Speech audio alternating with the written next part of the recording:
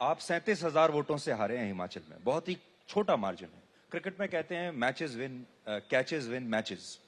आपको ऐसा लगता है कि ये मैच बड़ा क्लोज मैच था और आपने जीता हुआ मैच आप इसलिए हार गए क्योंकि आपने आखिर में कुछ कैचेस छोड़ दिए, कुछ मिस फील्डिंग की, आपने कुछ रन छोड़ दिए और आखिर में आप उसको आखिरी बॉल तक तो लेकर गए, लेकिन वो जो रन आपने छोड़े थे थोड़े थोड़े, वो आखिर में आपको बहुत भारी पड़े।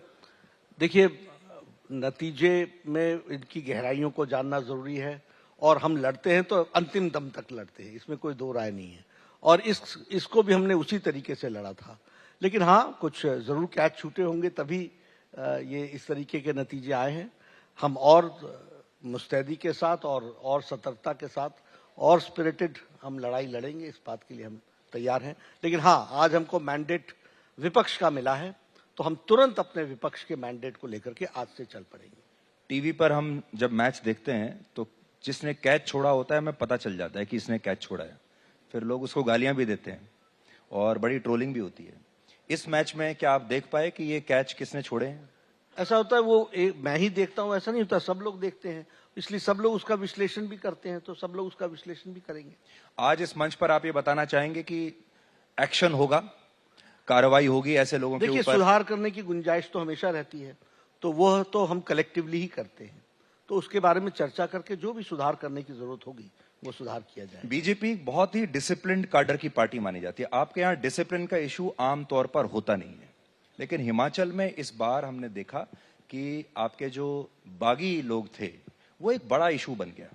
और अगर मैं कैलकुलेट करूं तो ऐसा लगता है कि ये बागी विधायकों ने आपकी कई सीटें खराब की हैं और अगर ये ना हुए होते तो आप जीत जाते। देखिए, इसमें मैं जरूर कहूंगा कि पार्टी में नए नए चैलेंजेस आते हैं।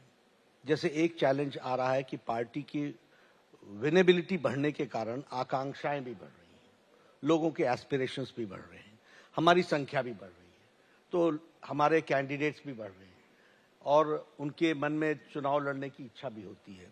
ये एक ट्रेंड है और उस ट्रेंड में कुछ लोग पार्टी लाइन के क्रॉस कर जाते हैं और वो पार्टी को नुकसान भी देते हैं।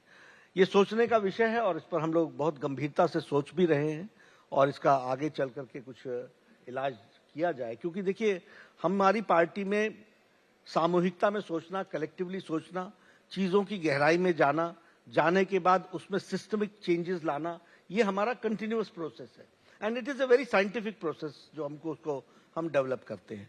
तो ये एक नया ट्रेंड आया है और इसको रोकने के लिए और इसको डिसिप्लिन के अंदर रखने के लिए जो भी चीजें जरूरत होंगी वो हम जरूर करेंगे।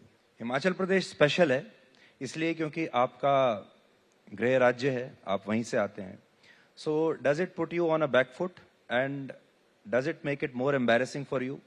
You see, in public life and especially in politics, everything has to be taken with responsibility.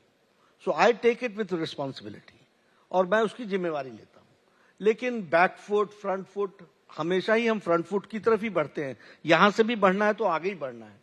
तो और एम्बैरेसिंग का जहां तक सवाल है, मैं ये महसूस करता हूं कि हम पब्लिक लाइफ में हैं, हमारे जीवन में सब कुछ माइक्रोस्कोप से देखा जाता है। तो इसलिए अगर हम कहें कि हमें अच्छा लगा या ना लगा, हमारे लगने ना लगने से नहीं होता है, वो तो सामने बैठे लोग देख रहे हैं कि कैसा लगता है। तो उसको उसी तरीके से लेना चाहिए। Yes, we have to fight it out and we have to go forward, that is our mission. एक सवाल और हिमाचल पे, मैं इसके बाद आगे बढ़ेंगे। लगातार ऐसी बातें आ रही हैं या दिल्ली में बैठ के भी कि हिमाचल में बहुत ज्यादा खेमेबाजी हो गई है और जैसे आपने कहा महत्वाकांक्षाएं, कुछ और बड़े लीडर्स हैं जिनकी महत्वाकांक्षाएं आपस में टकरा रही हैं। आपको ऐसा लगता है कि ऐसे लोगों ने भी आपके बागी विधायकों को पीछे से कुछ चाबी भरी होगी? नहीं, देखिए, अब इसके बारे में चर्चा मैं पब्लिकली तो नहीं करूंगा, लेकिन हमारी सामूहिकता में सारी चीजें सोचती हैं। लेकिन पार्टी ने, सब लोगों ने मिलकर के काम किया, अच्छे से काम किया, जिसकी जितनी ताकत थी सब लगे हैं और सब ने पार्टी को आगे बढ़ाने का काम किया। कुछ कहीं थोड़ी बहुत डिस्क्रिपेंसीज रह जाती हैं, उसको देखना हमारी जिम्मेवारी है, वो हम जरूर देखेंगे।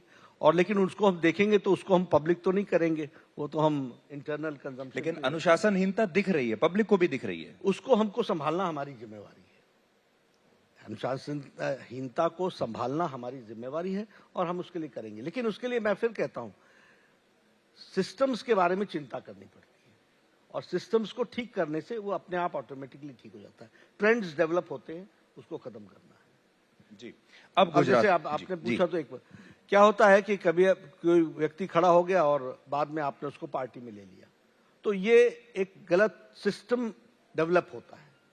तो वहां ध्यान ये देना है कि he has not to be taken back. When you take this responsibility, in future things take care of itself. तो ये बहुत सी चीजें होती हैं जिसको समझने की जरूरत है। गुजरात में जब आपको ऐसा लगा कि एंटी इनकम्बेंसी वेव बढ़ रही है तो आपने मुख्यमंत्री को भी बदल दिया, पूरे कैबिनेट को बदल दिया। अगर आप हिमाचल में भी सही समय पर बदल देते अपने मुख्यमंत्री को, तो आपको लगता है कि स्थिति बेहतर हो नहीं, सकती? देखिए, जयराम जी ने अच्छा काम किया और मैं फिर कहूंगा कि अगर एंटी इनकम्बेंसी होती है, हिमाचल के लोग बहुत स्पष्ट बोलने वाले लोग होते हैं और स्विंग मैंने बताया हमेशा 6% का रहा है 1998 से लेकर 2017 तक। जब भी सरकारें बदली है, जब भी नहीं, हमेशा सरकारें बदली हैं और हर टाइम स्विंग जो है एवरेज 6% रहा है। इस बार का एवरेज लेस देन 1% रहा है, इसलिए एंटी इनकम्बेंसी नहीं थी।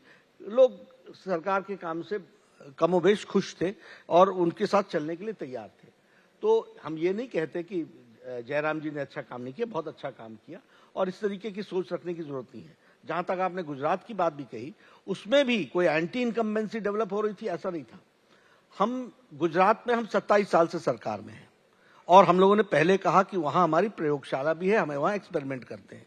हमने एक नया प्रयोग किया। प्रयोग क्या था कि सभी मंत्रिमंडल के लोग एक साथ ही जाएंगे। अब ये एक प्रयोग देखा है, इसके नतीजे आए हैं, इसमें से बहुत कुछ सीखने को है, जानने को है। समय आएगा तो इसको किसी और स्टेट में भी हम रेप्लिकेट कर सकते हैं।